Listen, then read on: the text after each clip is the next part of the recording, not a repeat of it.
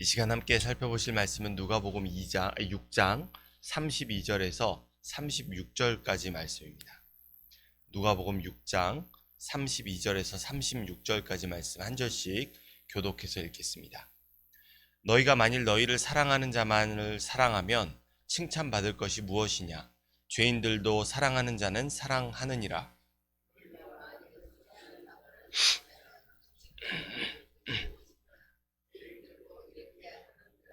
너희가 받기를 바라고 사람들에게 꾸어주면 칭찬받을 것이 무엇이냐? 죄인들도 그만큼 받고자 하여 죄인에게 꾸어주느니라. 주를 사랑하고 선대하며 아무것도 바라지 말고 꾸어주라. 그리하면 너희 상이 클 것이요 또 지극히 높으신 이의 아들이 되리니 그는 함께 읽겠습니다. 너희 아버지의 자비로우심 같이 너희도 자비로운 자가 되라. 아멘. 할렐루야. 오늘도 사모하는 마음으로 나와 말씀과 기도로 하루를 여시는 모든 성도 여러분들 가운데 나 같은 죄인을 구원하신 아버지 하나님의 사랑의 의미를 온전히 깨닫게 되고 행하게 하시는 은혜가 함께하는 이 시간 되기를 간절히 소원합니다. 오늘 이 본문의 말씀을 통해 받은 은혜를 나누는 자에게 임하는 더 큰 은혜라는 제목으로 함께 기도하고 말씀 보는 시간 되기를 소원합니다. 예수님은 본문 말씀에서 원수를 사랑하라고 말씀하십니다. 성경에서는 좀 더 나아가면 박해하는 자들을 위해 기도하라고까지 가르칩니다. 세상과 너무나도 결이 다른 이 예수님의 가르침에 자칫 괴리감이 들 수도 있습니다. 하지만 예수님을 믿는 우리 안에 어떤 변화가 시작되었습니까? 죽을 수밖에 없는 나 같은 죄인의 생명이 영원한 생명의 주관자이신 그 예수님의 생명으로 새롭게 창조되었습니다. 이 생명을 우리에게 주신 예수님은 요한복음 4장 34절 말씀에서 생명을 영위하는 자신의 양식이 자신을 보내신 이의 뜻을 행하며 그 일을 온전히 이루는 것이라 말씀하십니다. 그렇기 때문에 예배에 열심을 쏟고자 하는 마음, 성경 말씀을 배우고 그 말씀의 의미를 찾아가려는 마음, 그 말씀을 따라 살아가며 원수를 사랑하고 박해하는 자들을 위해 기도하기를 힘쓰는 모든 마음가짐과 태도는 예수님의 생명으로 거듭난 그리스도인의 존재 이유이자 목적이 아닐 수 없습니다. 바로 이 예수 그리스도의 생명이 내 안에 있는데 나와 관계를 맺고 있는 가깝고 친한 사람들과만 사랑을 할 수 있습니까? 예수님은 유대인이시면서 오히려 유대인들에게 개 취급 당하기까지 한 이방인 한 사람 한 사람을 귀하게 여기시며 직접 찾아다니셨습니다. 그렇다면 이 예수님의 생명으로 거듭난 우리들이 소외당하는 자들, 타인으로부터 거리낌을 받는 자들과 힘써 가까이 하지 않고 친한 사람, 익숙한 사람, 내 편과만 친하게 지내고 그룹을 형성하는 이런 일들은 합당하지 않다는 것을 우리는 분명히 알 수 있습니다. 세상에는 하나님의 자녀들만이 베풀 수 있는 사랑이 필요합니다. 그런데 내가 그 사랑을 주지 않고 독차지하고 있으면 어떤 일이 일어날까요? 세상이 병들고 심지어 세상이 교회를 향해 손가락질하게 되는 일이 발생하는 것입니다. 본문 32절의 말씀은 그들을 가리켜 죄인이라 말합니다. 동일한 말씀이 기록되어 있는 마태복음 5장 46절에서는 이 죄인을 가리켜 좀 더 구체적으로 세리라고 명시하여 말합니다. 예수님 시대의 세리는 정말 동족에게 미운 털이 박힌 존재들이었습니다. 로마 제국으로부터 세금을 징수하는 권한을 악용해 동족에게 세금을 걷고 심지어는 과도한 세금을 징수해 폭리를 취하기까지 힘쓴 민족의 배신자였기 때문입니다. 실제로 이 세리들은 유대인들 사이에서 죄인으로 낙인이 찍힌 자들이었습니다. 그런데 재미있는 사실은 모두의 공공의 적이 된 이 얄미운 세리와 같은 죄인조차도 자신과 가까운 사람을 사랑하는 것은 할 줄 안다는 것입니다. 본문 32절 말씀 함께 읽겠습니다. 너희가 만일 너희를 사랑하는 자만을 사랑하면 칭찬받을 것이 무엇이냐? 죄인들도 사랑하는 자는 사랑하느니라. 아멘. 유대인 중에서 누구도 이 세리를 좋아하는 사람은 없었습니다. 그런데 예수님은 유대인이 죄인이라 정죄하는 세리와 같은 죄인을 예로 들면서 무엇이라 말씀하십니까? 죄인들도 사랑하는 자는 사랑하느니라. 다시 말해서 사랑할 자를 사랑하는 것은 멸시 천대받는 그 세리, 즉 그들이 정죄하는 죄인과 다를 바가 없다는 것입니다. 이게 뭐가 문제일까요? 서로 좀 취향이 다르고 성격이 맞지 않을 수 있습니다. 그냥 인사 정도만 하고 내가 원하지 않으면 대화하지 않을 수 있는 것 아닙니까? 그런데도 예수님께서 우리에게 원수를 사랑하라, 더 나아가 박해하는 자를 위해 기도하라 말씀하시며 자비를 베풀 것을 강조하시는 이유는 무엇일까요? 본문의 33절에서 34절 말씀 함께 읽겠습니다. 너희가 만일 선대하는 자만을 선대하면 칭찬받을 것이 무엇이냐? 죄인들도 하느니라. 너희가 받기를 바라고 사람들에게 구워주면 칭찬받을 것이 무엇이냐? 죄인들도 그만큼. 아멘. 친한 사람끼리 서로 인사하고 챙겨주기를 좋아하는 것은 예수님 당시 유대인들의 특징이었습니다. 선민의식에 사로잡혀서 자신들이 모든 것이 되는 양, 그렇게 여기며 살아가는 자들 말입니다. 예수님은 그들에게 결정타를 날리십니다. 그런 일은 죄인들도 한다고 말입니다. 이 죄인도 마태복음 5장 47절에 기록되어 있는 산상수훈의 말씀을 보면 이방인이라고 구체적으로 명시되어 있습니다. 유대인들에게 있어서 이방인이 어떤 존재입니까? 하나님의 자녀가 아닙니다. 좀 더 구체적으로 말하면 하나님의 언약 밖에 있어서 생명이 없는 자들입니다. 하나님의 생명 말입니다. 창세기 2장 7절에서 하나님은 흙으로 사람을 빚으시고 코에 생기를 불어 넣으십니다. 이렇게 하나님이 만든 사람이 탄생합니다. 그런데 하나님은 사람에게만, 그분의 형상과 모양대로 지음받은 사람에게만 생명, 즉 살아있는 존재가 되게 하기 위해서 코에 자신의 생기를 불어넣어 주셨습니다. 이것이 사람과 이외의 생명체와 구별되는 결정적인 이유입니다. 그래서 유대인들은 하나님의 택함을 받지 못해 생명을 얻지 못한, 다시 말해서 생기를 얻지 못한 이방인들을 동물로 취급했고 그 중에서도 개로 여겼습니다. 하나님의 택하심을 얻어 하나님의 생명을 얻은 자들은 곧 예수님을 믿어 죄 사함을 받고 영생하는 생명으로 구원 얻은 자들을 가리킵니다.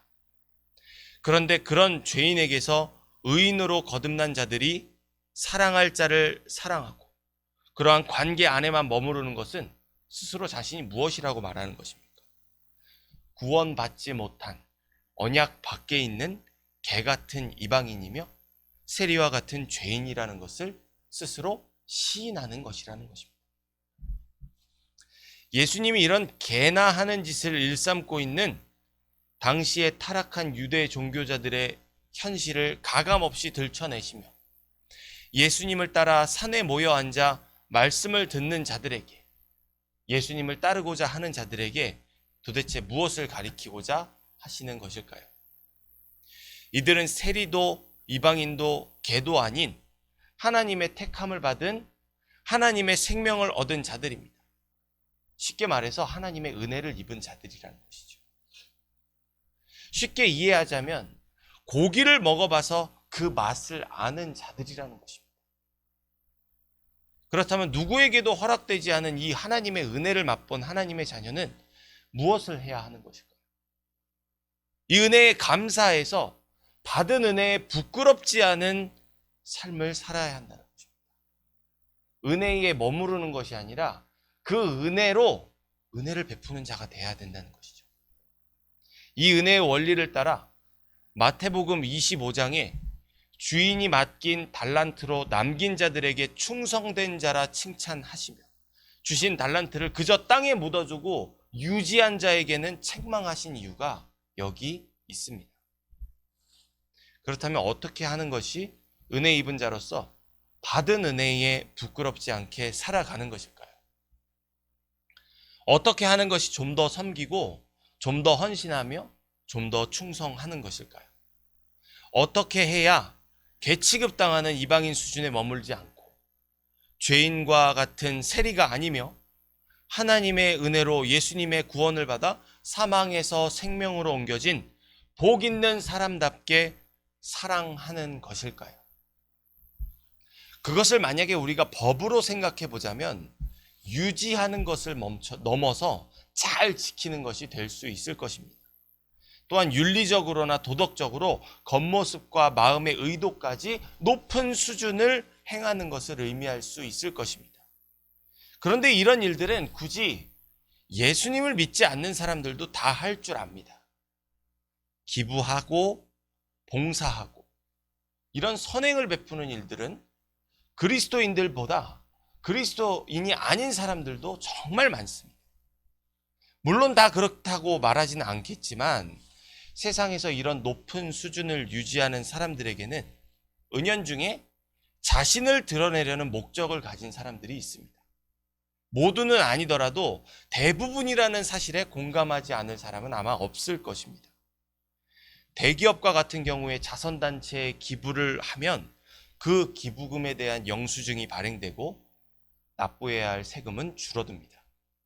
대학교에서는 학생들에게 장학금을 많이 주면 교육부의 높은 평가 점수를 받아서 국가 지원금이 늘어나기 마련입니다. 그렇다면 이런 것들이 자기의 어떤 의를 드러내고자 하는 선행이 예수님께서, 하나님께서 원하시는 일들일까요? 정말 하나님은 이 정도 수준을 원하시는 것일까요? 내가 베푼 일들이 나의 유익이나 나 자신을 홍보하기 위한, 나 자신의 의를 드러내기 위한 목적이 되기를 원하실까요? 결코 그렇지 않습니다. 그렇다면 우리에게 있어야 할 더 나은 의의 수준이란 과연 무엇일까요? 원수마저도 사랑하고 박해하는 자를 위해서 기도할 수 있는 바로 그 의의 수준이란 무엇일까요? 본문의 35절에서 36절 말씀 함께 읽겠습니다. 오직 너희는 원수를 사랑하고 그리하면 너희 상이 클 것이요 또 지극히 높으신 이의 아들이 되리니 그는 은혜를 모르는 자와 악한 자에게도 인자하시니라. 너희 아버지의 자비로우신 같이 너희도 자비로운 자가 되라. 아멘. 하나님의 거룩한 백성은 의인이라 칭함을 받습니다. 그런데 이 의인은 서기관과 바리새인, 다시 말해서 종교 지도자들의 의보다 더 나은 의입니다. 그 수준에 대해서 가르쳐 주시는 예수님은 원수를 사랑하고 선대하며 아무것도 바라지 말고 꾸어주라고 말씀하십니다. 이것이 하나님의 유일한 의의 기준이라는 것입니다. 주여 주여 부르짖는 자가 아니라 이와 같이 원수를 사랑하고 선대하며 아무것도 바라지 말고 꾸어주기를 행하는 자가 곧 믿음의 사람이요. 이러한 사람들이 은혜를 모르는 자와 악한 자에게도 지극히 높으신 이의 아들이 되게 하시는 거룩하신 하나님의 상급을 받는 자들이라는 것입니다. 그렇다면 하나님의 은혜 입은 자가 더 나은 의를 행하는 결정적인 가치가 무엇일까요? 이것을 정말 온전히 실행하게 만드는 동기부여가 무엇일까요? 원수를 사랑하고 선대하며 아무것도 바라지 않고 꾸어주는 것은 그리스도인도 그렇지 않은 불신자들도 할 수 있는 일입니다. 그런데 이 예수님의 가르침의 핵심적인 가치는 단순히 이것을 하는 것에 있지 않습니다. 오히려 자기가 사랑을 베풀어 놓고는 다 잊어버리는 것이 세상과 그리스도인의 차이입니다. 하나님이 좋아하시기에, 그것을 원하신다 말씀하셨기에 그냥 한 것뿐이고, 이웃이 유익과 행복을 얻고 필요와 채움을 받는 것은 내가 해야 할 당연한 일이라며 다 잊어버리는 것. 오순절 성령 충만이 임하여 성도들 간의 기쁨이 넘치고, 높은 자들이 낮은 자들과 선을 이루어 모두가 균등해지는 것. 이것이 모든 가진 재산을 팔아서 서로 나누고 서로 베풀며 서로 돕기를 힘쓰던 초대교회의 아름다운 모습이 아닙니까? 모든 것을 다 베풀어 놓고 나중에 하나님께서 이웃에게 행한 그것이 나에게 행한 것이다, 칭찬받았던 의인을 향한 하나님의 마음이 아니었습니까? 이것이 바로 하나님의 자녀로 거듭난 그리스도인들만이 할 수 있는 일입니다. 왜냐하면 우리는 독생하신 자기 아들마저 아낌없이 내어주신 자비로우신 하나님의 은총을 받은 자들이기 때문입니다. 세상을 다 잃어도 우리에겐 상속하신 하나님의 나라가 있기 때문입니다. 그것으로 자족하며 만족하는 기쁨이 있는 자들이기 때문입니다. 그 은혜를 아는 우리가 이제는 내가 받은 그 은혜를 불의한 세상에 베풀며 하나님의 뜻을 이루어야 할 자비로움인 줄 믿습니다. 사랑하는 성도 여러분, 감당하실 수 있겠습니까? 정말 나는 사라지고 내 안에 사시는 예수님만 온전히 드러나게 하실 수 있겠습니까? 정말 내 왼손이 하는 일을 오른손이 모르게 할 수 있겠습니까? 오늘 본문의 마지막 말씀은 너희 아버지의 자비로우심 같이 너희도 자비로운 자가 되라 도전합니다. 해볼 테면 해보라는 것이 아닙니다. 이는 우리를 가르치시는 하나님의 말씀이신 예수 그리스도께서 하나님의 기쁘신 뜻을 이루시기 위해 구하고 두드리고 찾는 자들의 마음과 생각을 지켜 능히 이루게 하시려 은혜 위에 은혜를 넘치게 하시는 복된 사명으로 부르시는 또 다른 축복인 줄 믿습니다. 그렇다면 우리는 이 은혜 앞에서 어느 정도만 하고 포기할 수 없습니다. 내 생각을 벗어나서 하나님께서 원하시는 더 나은 의의 수준을 행해야 합니다. 원수를 사랑하고 선대하며 아무것도 바라지 않고 꾸어주는 은혜를 베풀고는 마지막에 모든 것을 잃어도 사망에서 생명으로 옮기신 하나님 한 분만으로 만족하는 세상과 비교할 수 없는 하늘에 속한 거룩한 품격을 우리의 삶을 들어 선포해야 합니다. 그럼 우리의 온전한 믿음과 행함을 통해 불의한 세상에서 죽어가는 수많은 영혼들이 소망을 발견하고 생명을 주시는 하나님께로 돌이키는 구원의 역사가 바로 우리를 통해 시작될 줄 믿습니다. 우리 각 사람이 이러한 구원하시는 하나님의 은혜 입은 자답게 받은 구원에 감사해 이제는 많은 사람을 주님께로 돌이키는 구원의 마중물이 되기를 위해서 뼈를 깎고 노력하며 헌신하며 살아갈 때 이사야 11장 말씀에 예언되어 있는 물이 바다 덮음같이 구원의 복음 되신 예수 그리스도의 그 아름다운 덕이 땅끝까지 선포되고 거룩하신 하나님의 나라가 이 땅 가운데 견고하게 세워질 줄 믿습니다. 이 복된 사명으로의 부르심에 나는 할 수 없다 내려놓는 것이 아니라 우리 안에 주신 예수 그리스도의 생명을 더욱 붙잡고 성령의 충만함을 입어서 주님의 은총 받은 자답게 베풀며 나누며 섬기며 헌신하는 삶을 사시는 모든 성도 여러분들 되시기를 간절히 소원합니다. 기도하겠습니다. 자비로우신 아버지 하나님, 은혜 입을 수 없는 죽을 수밖에 없는 죄인에게 베풀어 주신 이 은혜가 거듭난 우리를 살게 하여 주시옵소서. 오늘도 어김없이 말씀으로 찾아오셔서 세상이 흉내도 낼 수 없는 하늘에 속한 거룩한 성도의 위대한 품격을 드러내는 복된 인생을 살게 하시오니 아버지 하나님, 그 나라를 상속받은 자답게 주님 앞에 부끄럽지 않은 믿음과 행함의 삶으로 영광 돌리는 인생 살아가게 하여 주옵소서. 받은 은혜에도 감사하지만 더 큰 은혜를 베푸시어 복된 인생을 살아가게 하시는 주님의 부르심에 힘입어 아버지 하나님, 세상에서 원수를 사랑하며 나를 박해하는 자들에게 기도하며 그들이 알지 못하는 하늘의 선을 베풀며 그들이 주님의 품으로 돌이키는 역사가 오늘 우리를 통해 출발되기를 원합니다. 우리의 수준에 머물지 않게 하시고 성령의 충만함을 힘입어 주님의 수준에 이르기까지 아름다운 주 그리스도의 덕을 선포하는 인생을 살아가게 하시고 그런 우리를 통하여 오직 주님만 영광 받으시는 일들이 가득한 오늘 하루의 삶이 되게 하여 주옵소서.